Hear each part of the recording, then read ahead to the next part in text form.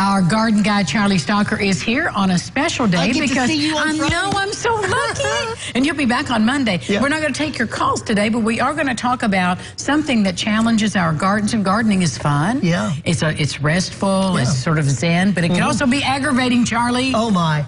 and you know, they say a picture is worth 1,000 words. And shortly, we're going to show you some pictures of the one bug. Now, listen to this, folks. The one bug that probably creates more consternation in the garden and takes our produce, steals our produce, ravages our produce more than any other bug, and it's called a squash beetle. Well, let's look at it. We've got those pictures coming up there. Now, this is the egg, That's right? the eggs, and they hatch in about 8 to 10 days.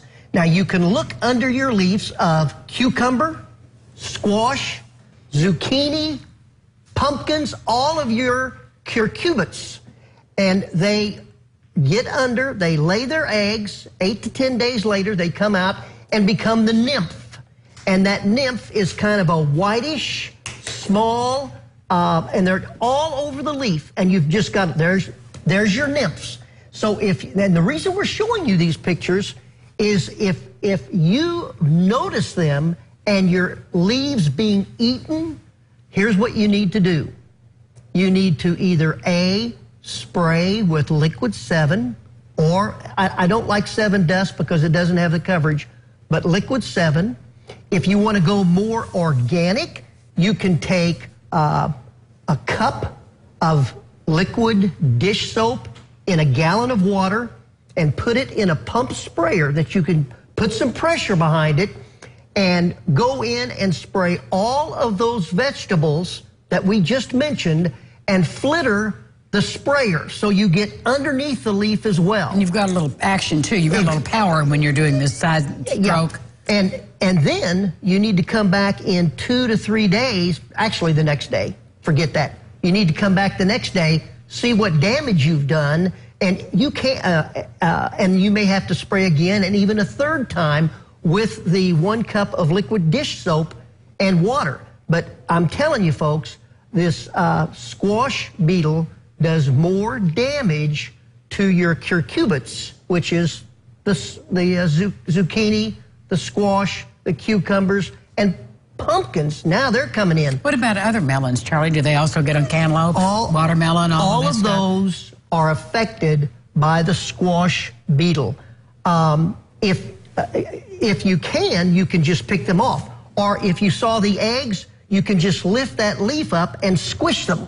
Ew. I know, but it's effective. And it's a matter of you investigating. It's a matter of you watching for that problem.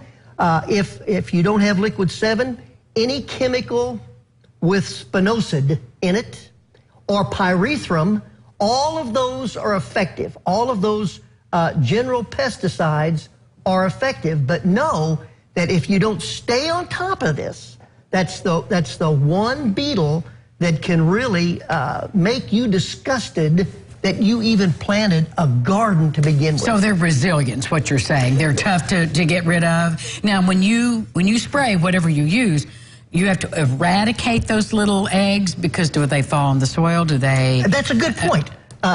Because not only do you spray the leaves and the plant, but they will drop down and they'll get into the soil. So you need to spray the soil as well around the plant. Just to be sure. Yeah. Just to be sure. Could you rake them off, Charlie, into some kind of container and destroy them that way? Yeah. You can just brush them off and put them in some soapy water, and that's good. And that'll do it. That'll do it. But are there little bitty ones that you still can't see? Are they microscopic? It's the eggs.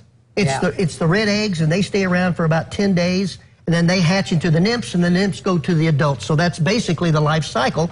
And right now they're at their worst, and look at that. Mother Nature has provided food for them with all of your vegetables. Right, with all of your hard-working vegetables there, which we would like to eat ourselves.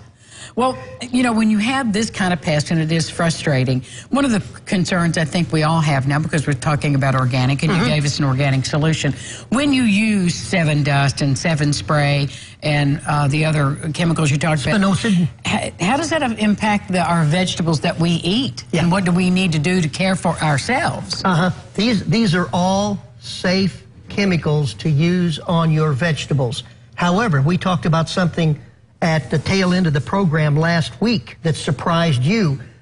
We always recommend that if you have a question about the chemicals that you've used to spray, and sometimes chemicals are the only way to go, you're concerned about their lethal dosage, if you will, it's called the LD50 on a label, always put 2 to 3 table droppers in a quart or a gallon, half a gallon of water, and wash the vegetables in that iodine. So using iodine. And that really sterilizes anything that was on the fruit that could cause harm. And then do we need to wash off the iodine? Yeah, then you just wash off the iodine. What about the vegetable washes that we see in the market? They're all good. And so it's effective. You never know if it's the... And most of it's iodine-based. Oh, it is? Yes. So what is it about the iodine? Same reason we use it on our skin, it kills the bacteria. Yeah, it's a sterilizer. It's a sterilant. All right, well, now you know Charlie Stalker dropped by to get rid of those darn bugs in your garden so you can eat your squash, so Ron Rhodes can eat his squash. That's what it is. Thank you, Charlie. We'll be back with more local lifestyles right after this. Stay with us.